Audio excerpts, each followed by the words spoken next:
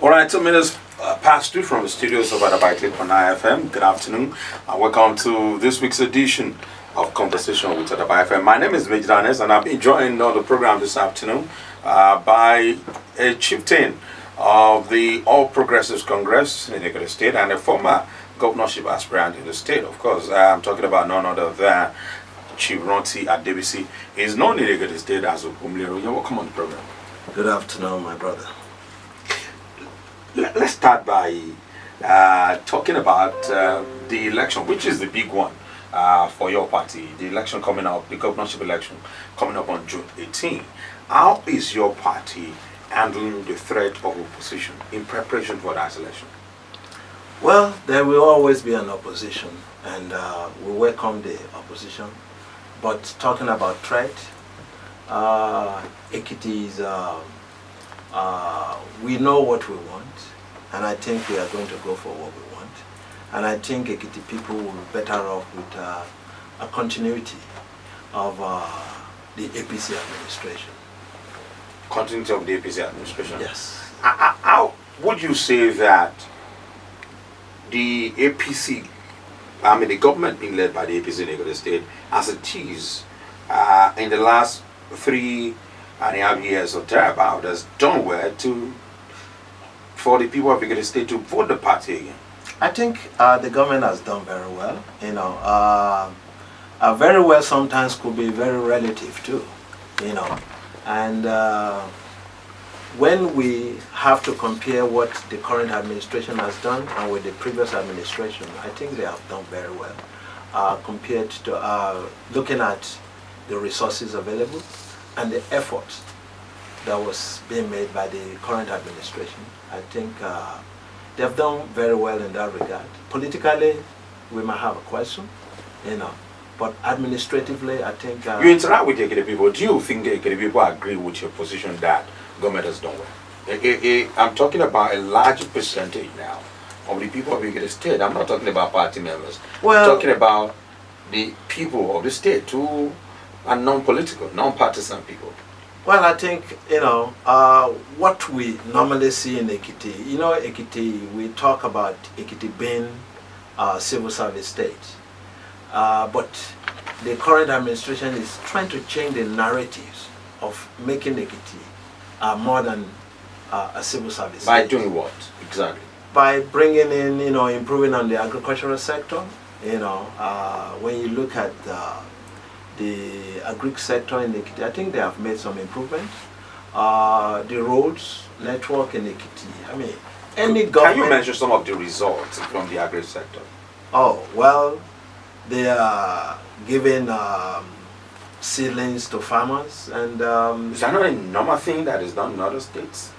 Well, it might be done in other states, but we are clearing, you know, lands there too, you know. When I look at the current administration and I look at the commissioners there, I'm not part of that administration, but I always give kudos to the Commissioner of Agric with what he has done in Ekiti. You know, we are seeing it, we are looking at it, and when you're talking about seeing the result, it doesn't come overnight. In the next few years, we are going to start seeing the result of what the man is doing there. You know, it's not your typical politician. Okay, he has proven his mettle very well in the agri sector, and he's, you know, and I guarantee you we're going to see, you know, the result in the next few years, what he has done in rice production, and we're working, you know, a few years back they talk about the cassava, this thing. During Fahimi's first time. Yeah, during Fahimi's time, first time, and coming back. And Y-Card as well. Yes, you think commercial agriculture and all that stuff. But we were very unfortunate that the administration that succeeded Fahimi during that time did not continue with that program. And that's part of the problem we're facing in most states in Nigeria. We constantly talk about Lagos State. Lagos State, we talk about the progress in Lagos State because of continuity there. And I'm hoping that we can have the same thing in Ekiti State, so that we will be able to see the result. Once you don't have policy somersault or changing of policies every 4 years, we can have a good result. And I think the young man picked by the APC, he has been part of that process. He should be able, I'm not guaranteeing anything for anybody, but he should be able to give us a better result. Now, when you talk about scarce resources and all of that, Ebonyi and Egede State were created at the same time. If you look at the log for federal allocation, you will find that even sometimes Egede State gets more. Now, when you compare what has been done in Ebonyi to what has been done in Egede State, do you think that your party deserves another shot? I don't know if you've been to Ebonyi. I've never been to Ebonyi, Okay. but I've seen what you're talking about. And I'm very marveled by what I saw there, and it's one of those things that was why during the primary I was looking for somebody that has been out of the, politics or government fold, that has been out there, that have seen the other side, who has been in business. That was why I was supporting somebody else then. By the same token, the way the primary went, I have to go for, I'm not one of those people that will be jumping around because my candidate didn't win or my aspirant didn't win. No, I'll remain in the party, and we are going to, make sure that, the problem we are having too is not necessarily the leaders too. Okay, sometimes the followers create more problems. When you say followers, are you talking about the people I'm not or the followers within your party? The or party, within the government? Within the government. Okay. I'm not talking, the followers within the populace, what can they do? It is what you give them that they will take. But I'm talking about when you appoint commissioners, you need to have people that have ideas. People who can do things without being guarded all the time. If there's a good policy put in place, put the right people there. That's why we always talk about Shouldn't that blame be with the person who appointed them? Well, you can say that, because if you're not performing very well, then the person that appointed them should have moved them out. But we do most things in Nigeria with sentiments, that, oh, he's my brother, he's my friend, or his people will not be happy that I removed him, because we're still dealing with all this idea of quota system. Okay, so I can vouch, I can boast with my chest that, okay, the two commissioners picked from my local government, they're doing very well. The commissioner for finance. That's equally local. Yes, and Okay, the commissioner for health. These young men are not politicians, but they've been able to, they stand out. And that's why I was mentioning the commissioner for agriculture too. They were not in politics with us, but you can see the way they're performing. The commissioner for health, the commissioner, I'm not putting down any other commissioners, but hey, like you said, if I were to be the governor and I put things down, I want you to be able to bring new ideas to me, be an added value to the system, not just a body sitting there. And that's part of the problem we're having. Now, let's go back to the earlier question. Why I ask you that question? The question of of how your parties and the threat of opposition. When you look at names like that of Shegoni, if you look at the list of governorship candidates in the state, that of Shegoni will readily pop up. Against Osinbajo, Oni has been governor, whether they are picked or his election was not. He was a governor. And when you look at somebody like that, who some people believe, I've had people say that he enjoys to an extent the goodwill of the people. Against Osinbajo, who has never contested as governor. Okay. That was what I meant when I was asking you that question. That how is the APC handling that? How does the APC hope to summon that and ensure that it secures victory on June 18th? Well, the narratives has to change. I think the handlers of our own candidate needs to do better. They need to send better messages out there. Because yes, Oni was a governor before, and we know his records. Okay? Oni was, how would I say,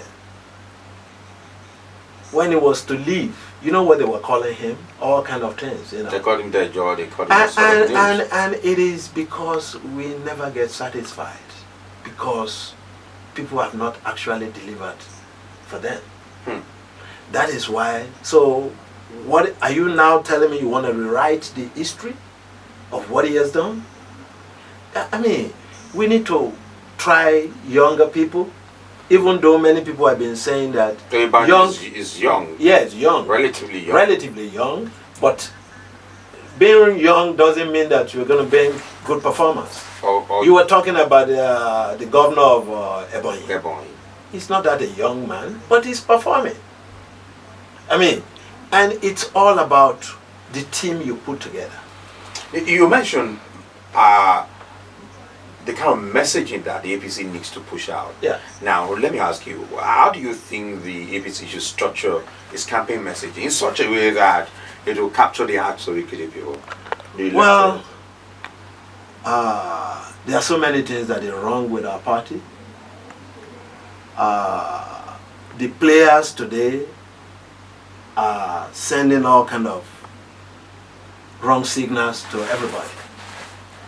You remember I once came here, I complained about the talk on group within the party.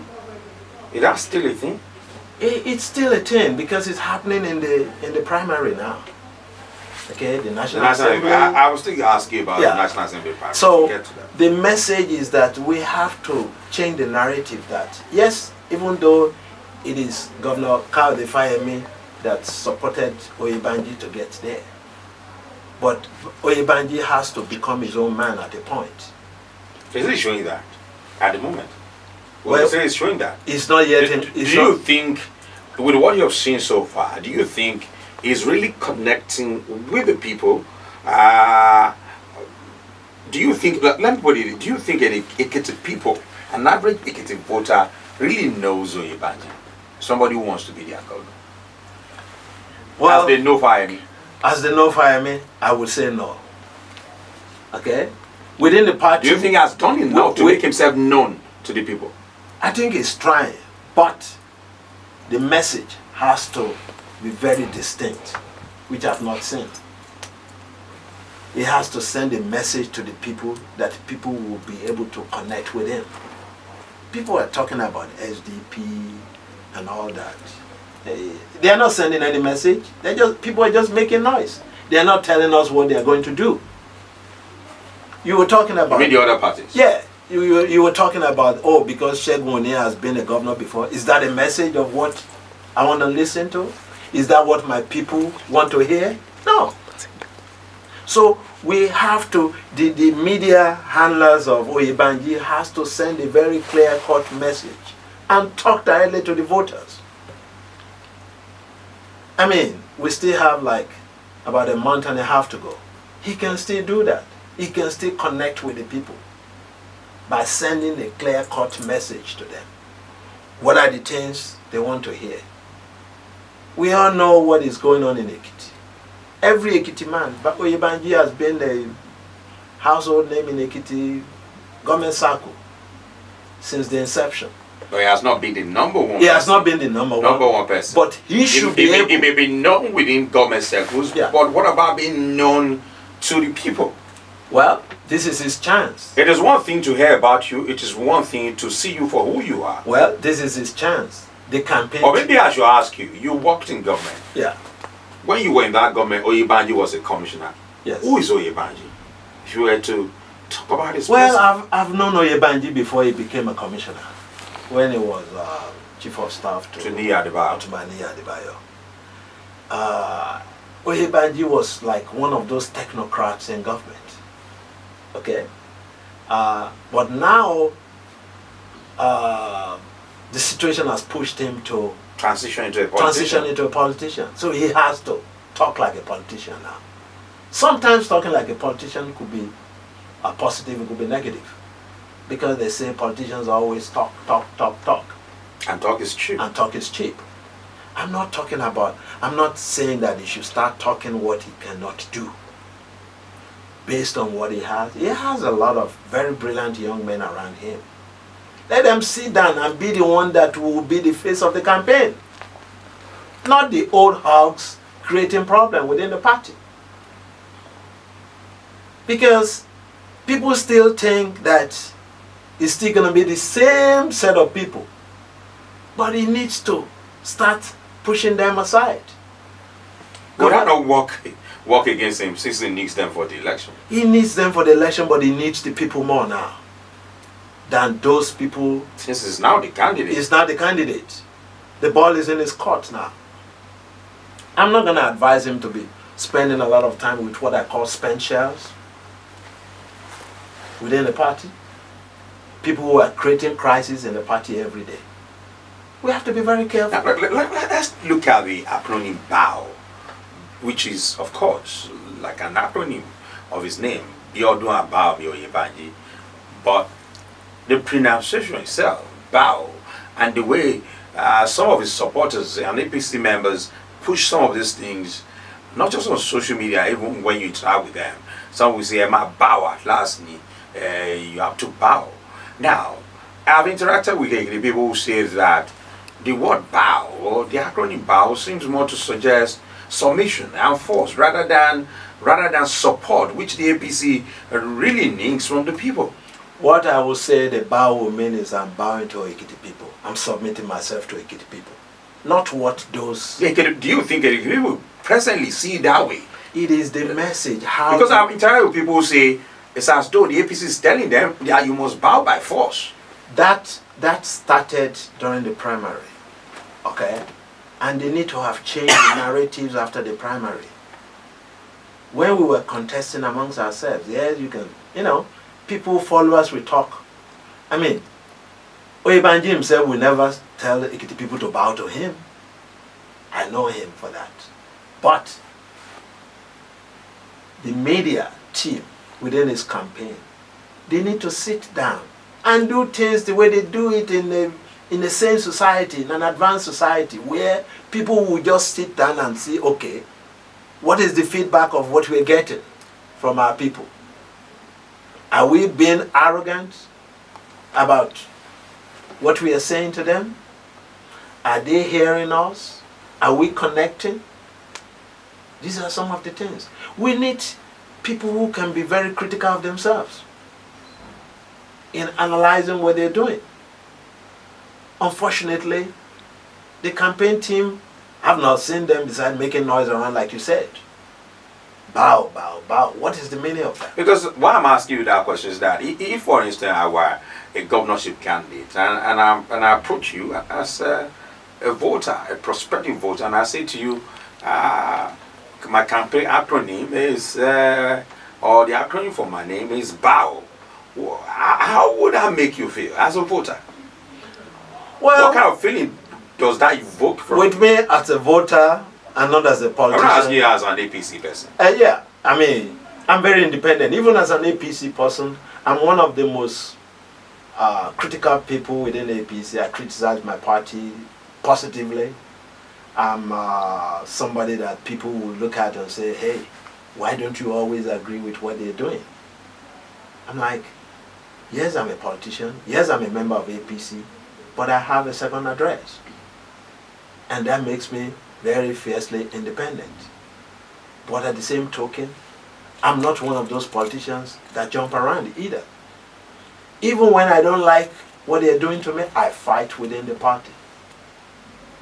But like you said, the media team have probably not done enough to listen to what people are saying. Because using the word bow, they did not mean to act as if they are superior to other people. But, in politics, if you're not careful what you call yourself, people might, use it against you. Use it against you. And use a different interpretation, that suits their purpose. Still talking about Oyebanji, what do you think his chances are? Why you teaching me against people like Oni, like Oluyede? What do you think his chances are? He has a good chance because he's far ahead of the other candidates. I think so. If it is managed properly, if the campaign is managed properly, mean, Ekiti people, we're very simple people. I don't think it is difficult to govern Ekiti because our demands are not that complex. We just need the basic things of life. Average Ekiti man or woman is very proud. They don't want to be subservient to people.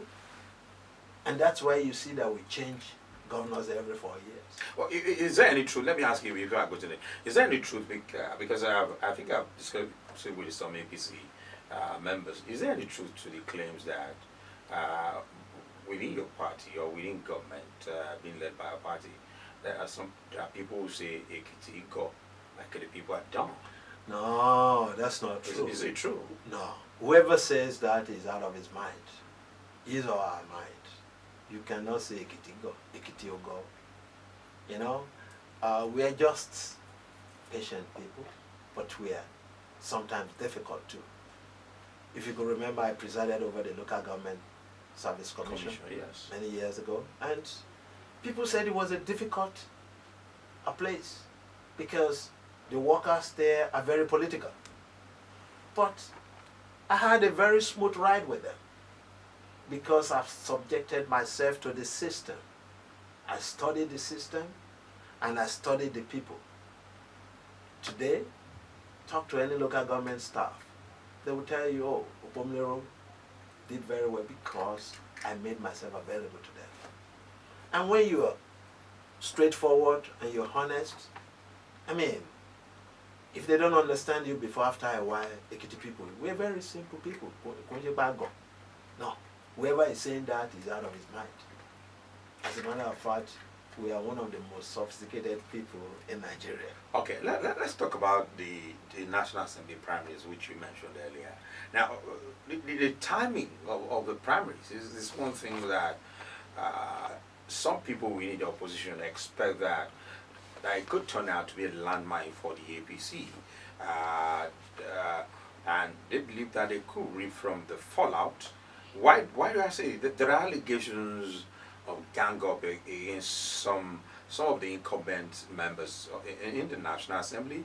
Gang up to the extent that people are alleging that some forces within the party could influence the primaries against them to ensure that the primaries are not fair, are not free and fair. Let me mention one person whose name has come up a lot, and that is Wumi Oglola, who is presently representing Ekiti Central Federal Constituency 2, and that is Ekiti West, Ijero, and Fon local government. Now, how do you think the APC should manage this in such a way that the fallout does not affect the chances of your party in the governorship election? I think what we need to do is very simple. If we want to win, if our actions will not affect June 18 election, because it could affect the June 18 election, we need to allow a level playing field.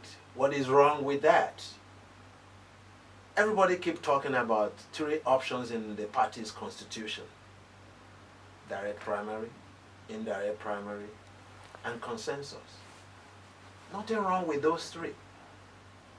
The consensus that people always hide under, it's not even consensus. They don't handle it as if it's consensus.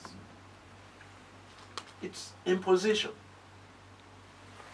We should allow the current members of the National Assembly to go for a primary. Nothing should be given to anybody on a platter of gold. We should let them go and test their popularity. As a matter of fact, they have something that you can campaign against.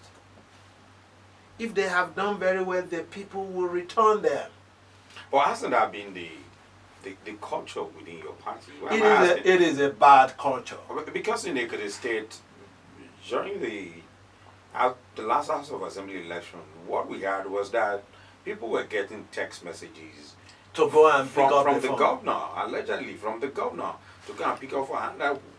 When you get to the party secretary will ask you, where's your text message? Okay. If you could not show any text message, then you're not going to be given any form. If that was the case, that people were... How true was that? Did that actually happen? You know, I was not a contestant for the House of Assembly. I didn't even care who became the House of Assembly member in my constituency, really.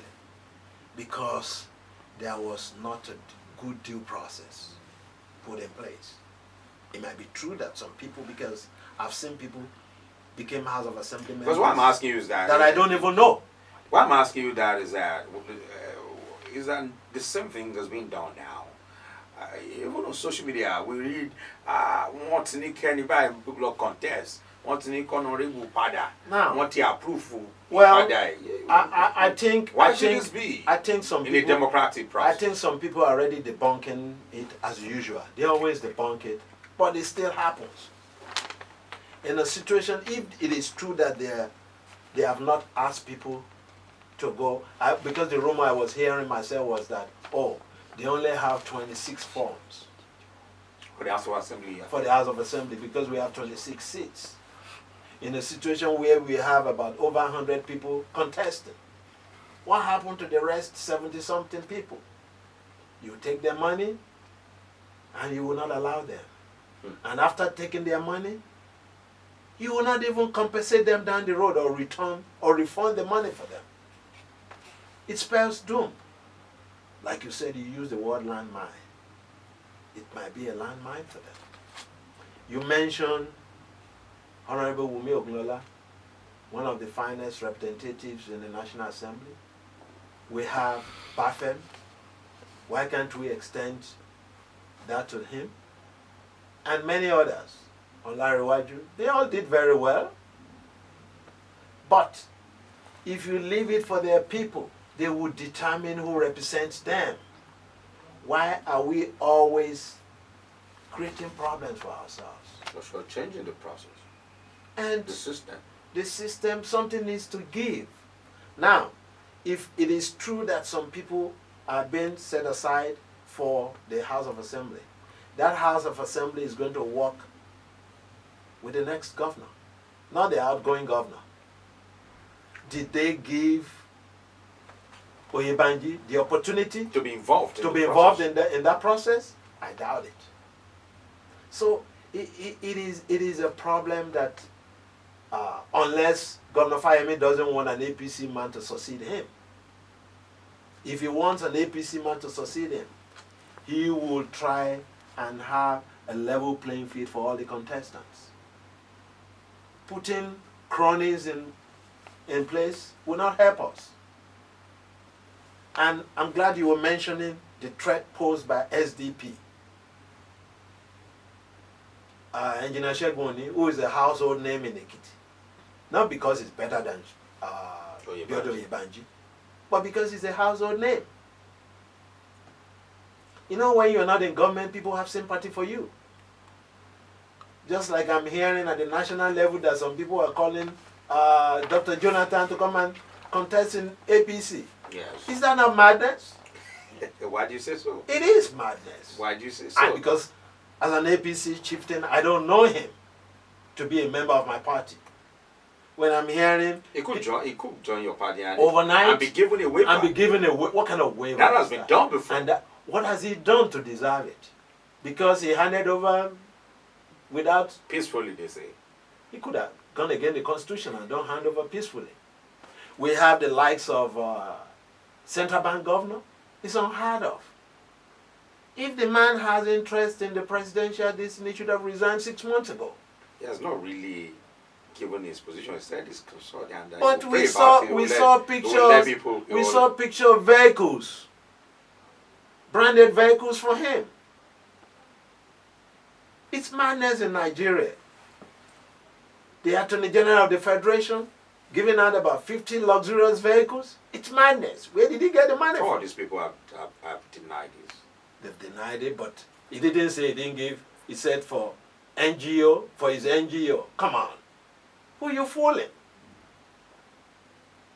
We have big problem. You know, it's unfortunate. Now we are talking about our state. Look at what is going on at the national level. But what concerns me mostly is my state. That we have to be very careful. What can the APC in Ekiti State do to ensure that even after the National Assembly primaries, which of course will be small, that everybody will work as a team to ensure Ibanj is rich? Before the National Assembly primary, before State of Assembly primary, they need to get their acts together. They need to do the right thing. Okay? They need to make sure that there is a level playing field.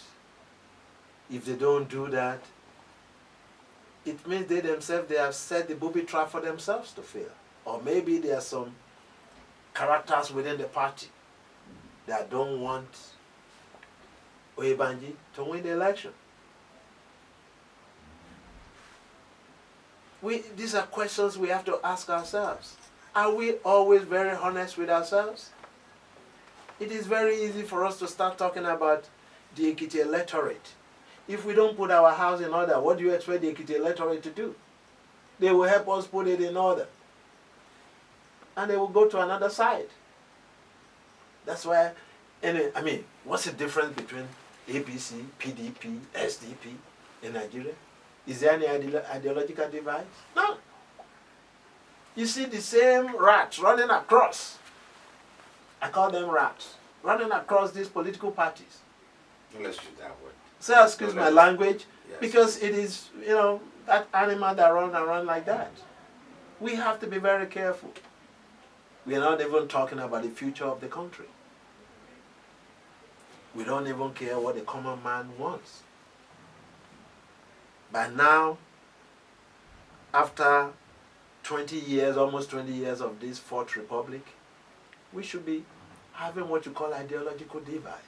Still talking about the governorship election in Lagos State.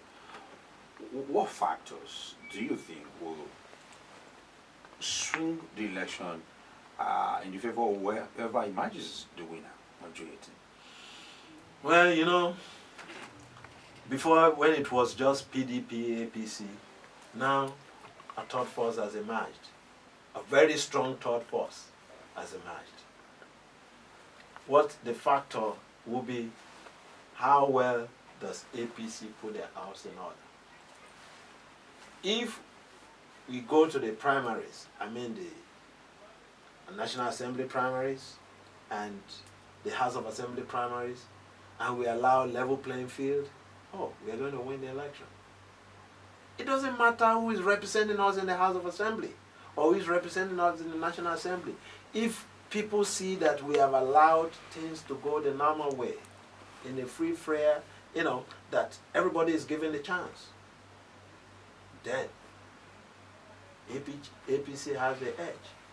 But the moment we do not allow level playing field, and this message is to my governor, which I know he wouldn't want us to miss this chance, this opportunity of an APC governor coming in October.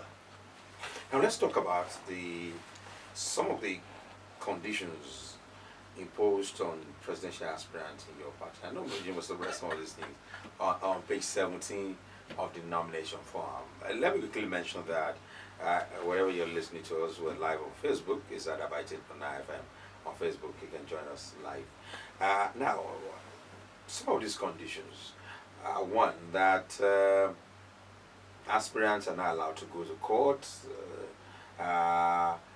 There's something called voluntary letter of withdrawal, which they are expected to sign before a commissioner for oaths. And some of these conditions, what do you think about some of these conditions? Well, when I look at that condition of the letter of oath, it means the party is looking into what I would call consensus at the end of the day. So they are working to an answer? They are working wuru-wuru to the answer. Okay? That's what we say in Yoruba, wuru-wuru to the answer. Or fella will say that, right? It is, but it is not compulsory that you sign that form. It is not? It is not. It is optional. Okay? And this morning I was discussing with some people that they were talking about the 100. Because part of the condition is that they should sign an undertaking stating that they will accept the outcome of the primaries Okay. and support whoever emerges as candidate. Yes, it's a standard one. Okay, I've signed that kind of thing before. So what When if I the was process? contesting. What if the process is not fair? Well, nothing is fair in life. Okay, the essence of that, I think, is for us to actually be contented enough to build a party and make it stronger. Okay, I know most aspirants always complain because the process is not always straight. This is the only country where you have a lot of litigations after election. A lot. It's not the only country, but we are probably number one in the world. If you like, if you have like 30 elections in 2023, they will probably contest 29 out of the 30. Because most people that go to election, they should go with the mind that I may win this, I may not win. Let the popular man, carry it and you support. They made people, I remember as far back as 2006 when I was contesting for governor in Ekiti. They made us sign that. And I was probably the only one that adhered to that. The rest of my colleagues, they moved to other parties, But nobody went to court then anyway. And I don't think you'll be challenging your party in court, If you feel, especially the kind of primary we did in 2006, we did primary, and, the last one, the aspirant that I supported went to court. Cardio. And he's still in court. Okay? But my own take is that, yes, if he's in court within the party, it's okay. As long as you don't move on to another party because you're not happy. But at the same token, you should be supporting the party. Because if you win in court, what happens? You need the party. You need a party. So, and it's always been like that. You have to be a party man. But the issue of not fighting the party after the primary is a standard one. So I don't think it's a big deal. The only one that is new to me is The letter of withdrawal. The letter of withdrawal. Should that have been there at all? I don't think so. Is that not forcing people to? Because obviously we know that the new electoral act says that if there must be consensus, everybody must sign. There must be a document signed by all aspirants. So when the party comes up with letter of withdrawal, is that now imposing or forcing everybody to accept a consensus? I don't think it should have been a letter of withdrawal. What it should have been is that, okay, if we agree to use consensus, sign that, okay. Because when they use the word consensus, are they actually practicing that? Because But the electoral law now is clear about what should be done.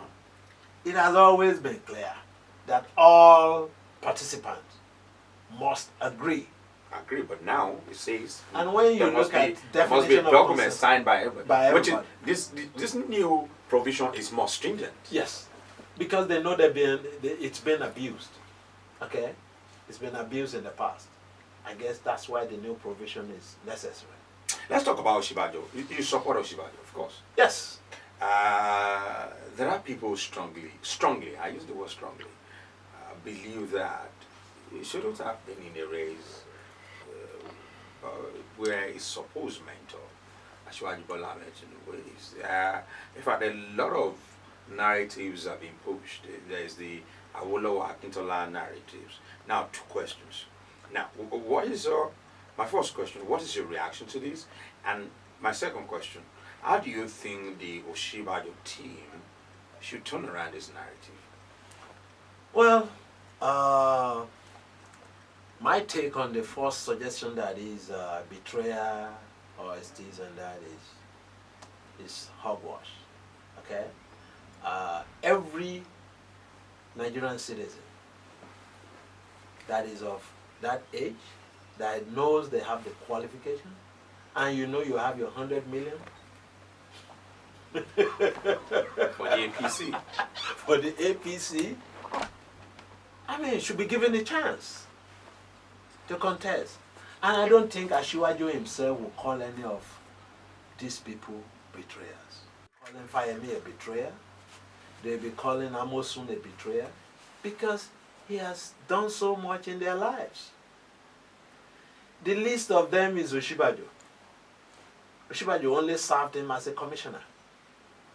But he helped put my governor, my leader, my friend in power in Ekiti. He worked hard to help him regain his mandate in 2010.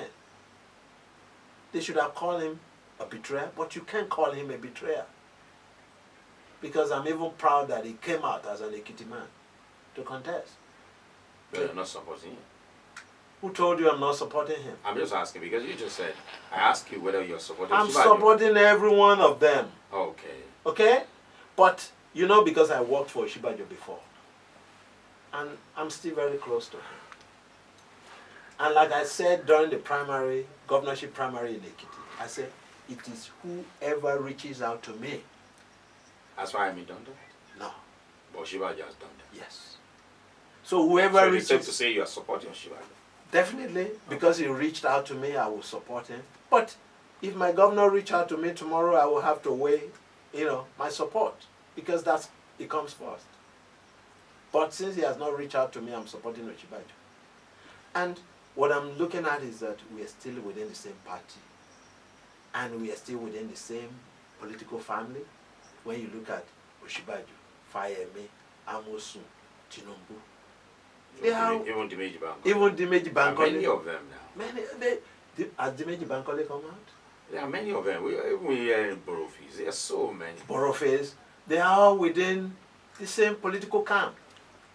So, I think at the end of the day... Bakari. That's Pastor Okay. Bakari. I think at the end of the day, maybe the best option for us would be a consensus. But it has to be done very well and quickly. So that we don't. But for those people calling some people, we have not answered the second part of my question. How do you think the Oshibajo team should change that narrative? I think they have been responding very well with it. You have to be very subtle with the response because it's not directly coming from the other camp. It's not directly coming from the man himself. Okay? Calling him names. The supporters, the same thing you brought up about the issue of bow. Bow himself is not asking people to bow to him. It is followers. People could be very fanatical. And when they're doing that, they could be doing a lot of damage to their candidate.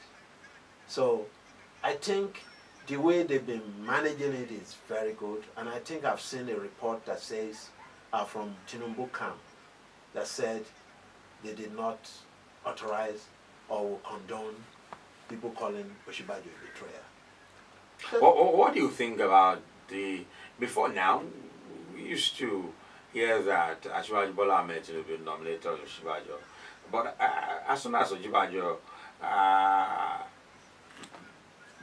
made his intention known to contest, there are just too many narratives. There's one where it said Amosu and Aregbesola nominated Oshibajo as vice president. There are so many of these. When you look at that,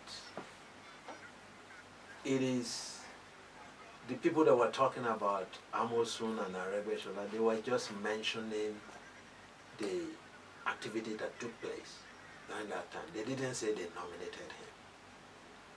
Okay? Is that not what is being pushed from the camp of Oshibajo?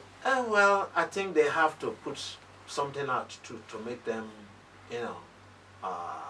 fight against the so-called betrayer argument that was being pushed out, the blackmail I call it. Let's talk about the number of presidential aspirants from the Southwest. A lot. Too many. Unwieldy. Now, recently the leadership of the APC in the Southwest convened a meeting.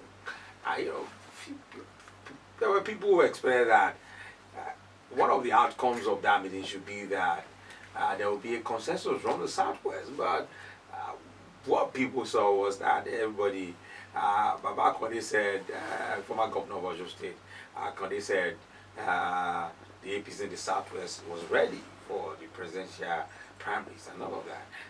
Now, going into an election, the presidential primaries, with this number of aspirants from the Southwest alone, what do you think are the likely implications? Well, if they don't get their acts together on time or they put their house in order, we have Amechi from the southeast or south alone. There's Oshiba as well. We have Oshiba too. I don't know where would Oshiba come out today. Anyway, This is right. it's right. There's a Fabio. Yeah, there's a Pabio. You know, There's Ayade. I think they're just sending a signal that the next president must come from the south. But when you look at the number of presidential aspirant from the south, and then you compare to the number from the north, especially on the platform of the APC now, do you think that would not in a way affect the chances of the southwest? of the south generally? Of the south? I don't think so. It's always a sign, a sign that when you see a lot of aspirants coming from one zone, that means that's where the mind of that party is. Okay? I don't think it's anything. By the time it's like about a week, few days to the primary, Some will step down. oh, you will see a lot of, people coming together and saying, okay, let's work this, let's work that, let's do this. The expectation of the people in the Southwest about the meeting last week that, the contestants will come together. Come to an agreement. I knew that was not going to happen. Yes. But the outcome is that, they were hugging. At least they were meeting. They were meeting, hugging, shaking hands, and throwing banters and all that, which is good, because people were thinking that, would Oshiba shake Tinubu's hand? Why not? He did a lot for Tinubu as a commissioner for justice. It will take you back to what I was saying about my governor and his commissioners. There are some people that you cannot just say, who are they? He added value to that government. Yes. So it's not like he made him. He didn't make him. God makes people. You're pushing the same narrative from the Oshiba camp. It's still the same narrative. No. And we have to, it's just like God uses people to make people. Yes. I was telling you about the assistance Tinubu gave my governor to retain his mandate. But that doesn't mean that he made Fayemi. Yes. Look at Fayemi, he's making himself now. Okay? Just we're talking about Bao now. I pray that tomorrow Bao will be able to say, Fayemi helped me to become governor. Okay? Or maybe someday we'll say, God made me. God made me. Okay, before we run, let's quickly talk about a very serious issue in Egede State, especially which the opposition is using to campaign against the APC, which is the issue of pension areas of gratuities. I think the last time gratuities were paid in it should be 2012 or 2013, which is a big issue that I know is the opposition is using against the APC. How do you think the APC issue? But I was reading lately that the governor is paying, because when I was in government, he was paying the pensions and gratuities. I'm talking about gratuities now. Yeah. Not pension. Yeah, gratuities. Because I'm aware there was a time that some people put it up. There was a statement that 200 million naira was released, and the chairman of the Nigerian Union of Pensioners in Ekiti State came out to say that was released for pensioners. That was last year. That was last year, and that nothing has been released this year. That statement from government made it look as if they got something this year. They have not gotten anything. And 200 million naira will hardly do anything when it comes to gratuities. What do you think the APC should do about that? Well, I think APC government has been trying when it comes to that. What did Fayose government did when he was there? Did he pay a dime or cover of gratuities? We need to start looking at how well somebody has done, how best he has done Do compared you to. think it's fair? It might not be. Chief It might Ranti not. Adebisi, do you think it's fair to people who have put in 35 years? No, I'm of not their saying. life? I'm not saying it is fair. It is because of the system we put down. I remember sometimes last year, the honorable commissioner was putting a narrative of, it's not even suggested, when he was working with some private sector people, that certain percentage, if they can sign to accept, Yes, yes. they turn it down. They could have taken their money because Naira has lost its value since. You see, a lot of times when the unions are fighting for these people, they should throw emotions away. If I'm supposed to take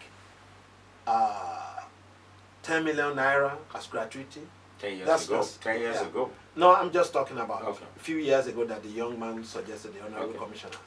Maybe 2 or 3 years ago. 2-3 years ago. And somebody was to take 20% of that and give me my cash up front. I'll take my cash up front and run. You know how many people have died since? Without access to that money? And these are the same people that work for it. They could have taken their money and run. People are being misadvised. Okay?